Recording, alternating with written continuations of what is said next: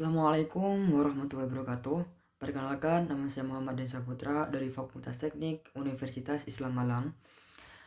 Video ini saya buat sebagai tugas remedial untuk memperbaiki nilai kuis 1 mata kuliah Matematika 2 dengan materi yaitu memodelkan permasalahan sistem ke teknik ke dalam bentuk persamaan diferensial. Jadi, apa yang akan saya jelaskan? Pada bagian pertama, saya akan menjelaskan bagaimana cara memodelkan perubahan suhu suatu benda terhadap waktu menggunakan konsep pendinginan. Model ini berdasarkan hukum pendinginan Newton yang menyatakan bahwa laju perubahan suhu suatu benda itu sebanding dengan selisih antara suhu benda tersebut T dengan suhu lingkungan sekitarnya T AMB atau T ambient. Jadi begitu. Rumusnya dituliskan sebagai dt per dt sama dengan negatif K dikali kurung buka T dikurang T AMB kurung tutup. Jadi tanda negatif di sini penting artinya. Tanda negatif ini menunjukkan bahwa suhu benda akan turun kalau suhu awal benda itu lebih panas dibanding suhu lingkungannya. Jadi arah perubahannya selalu menuju ke setimbangan dengan suhu lingkungan. Jadi untuk memperjelas, kita langsung masuk contoh soal saja. Contoh yang pertama, secangkir kopi panas dengan suhu awal 90 derajat Celcius diletakkan di dalam ruangan bersuhu tetap 25 derajat Celcius. Konstanta pendinginnya AK sama dengan 0,1 per menit. Tuliskan model persamaan diferensial beserta kondisi awalnya. Jadi langkah pertama, kita identifikasi dulu variabel dan konstanta yang diketahui. Variabel independennya adalah T dalam kurung T, yaitu suhu kopi dalam derajat Celcius. Sedangkan variabel independennya adalah T, yaitu waktu. Diketahui juga konstanta TAMB sama dengan 25 derajat Celcius dan K sama dengan 0,1. Langkah kedua, kita susun persamaan diferensial dengan memasukkan nilai-nilai tadi ke dalam rumus hukum pendinginan Newton. Jadi dt per dt sama dengan negatif 0,1 dikali kurung buka T dikurang 25 kurung tutup. Langkah ketiga, kita tuliskan kondisi awalnya. Karena suhu awal kopi adalah 90 derajat, maka pada saat T sama dengan 0, maka kondisi awalnya adalah T dalam kurung 0 sama dengan 90 derajat Celcius.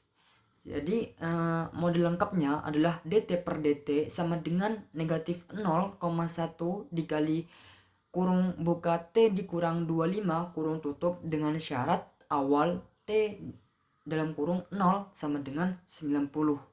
Jadi begitu kurang lebihnya. Contoh kedua, sebuah komponen mesin bersuhu 120 derajat Celcius mendingin di ruangan bersuhu 30 derajat Celcius.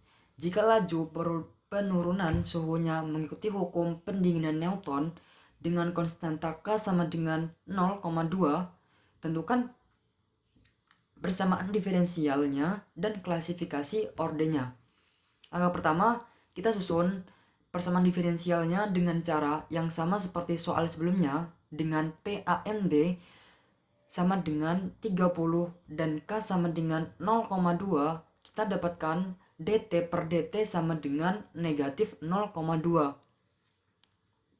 dikali kurung buka T dikurang 30 kurung tutup. Langkah kedua, kita tuliskan kondisi awalnya. Jadi karena suhu awal komponen mesin adalah 120 derajat, pada saat T sama dengan 0, maka T dikurang dalam kurung 0 sama dengan 120. Langkah ketiga, kita klasifikasikan ordernya. Kita perhatikan turunan tertinggi dari persamaan ini adalah dt per dt, yaitu turunan pertama dan tidak ada pangkat lain selain 1. Maka model ini merupakan persamaan diferensial orde 1 pangkat 1 atau derajatnya 1. Jadi begitu.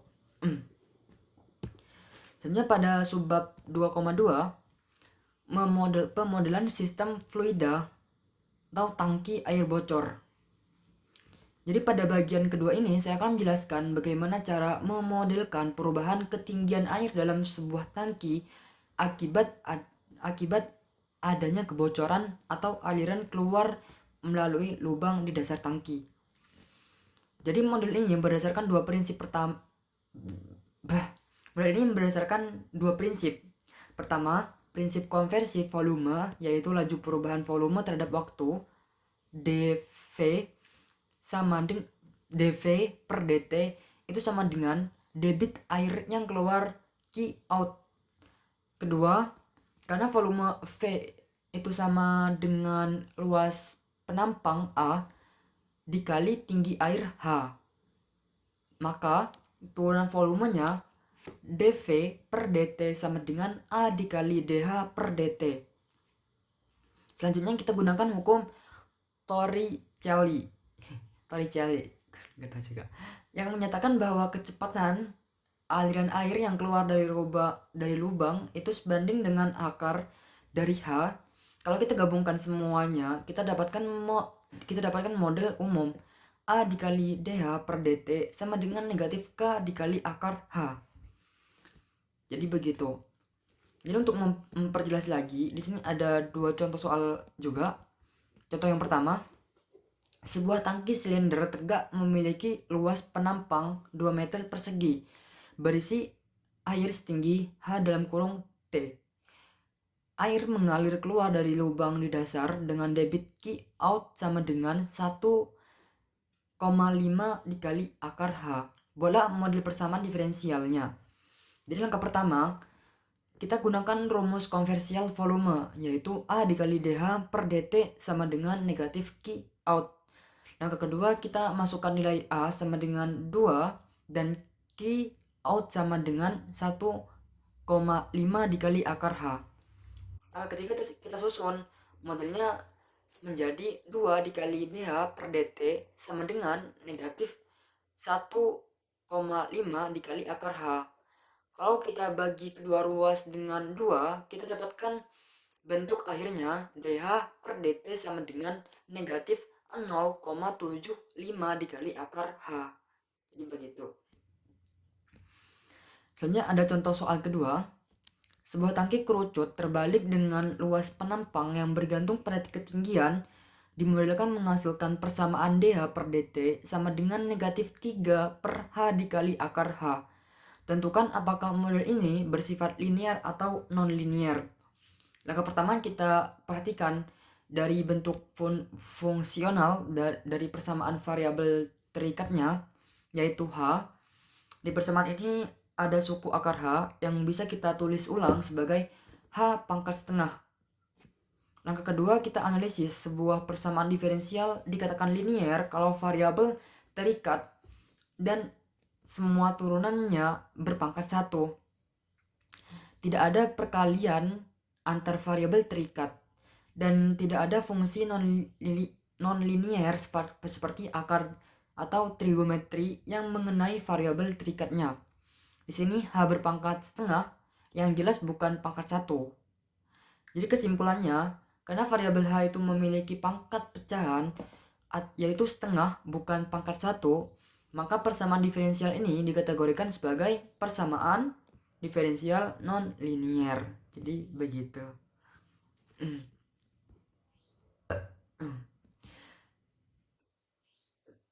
Sebagai rangkuman, pada materi kedua ini kita sudah membahas cara memodelkan dua jenis sistem teknik dalam bentuk persamaan diferensial. Pertama, sistem thermal menggunakan hukum pendinginan Newton, dan kedua, sistem fluida menggunakan prinsip konversi volume dan hukum Torricelli. Kurang lebih begitulah. Kedua model ini menunjukkan bagaimana fenomena fisik yang nyata bisa diterjemahkan menjadi persamaan matematis yang bisa kita selesaikan. Jadi begitu. Mungkin cukup begitu saja penjelasan dari saya untuk materi kedua ini. Kurang lebihnya saya mohon maaf. Assalamualaikum warahmatullahi wabarakatuh. Terima kasih sudah menonton.